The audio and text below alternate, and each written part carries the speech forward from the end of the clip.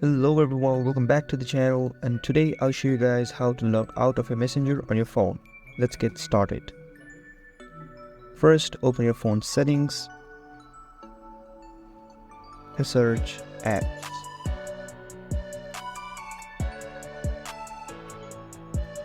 Then tap on manage apps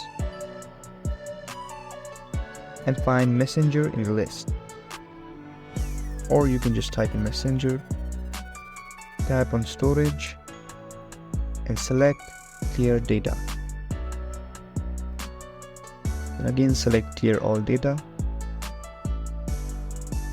Then tap on OK.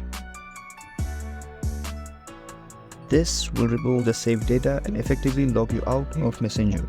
And that's it.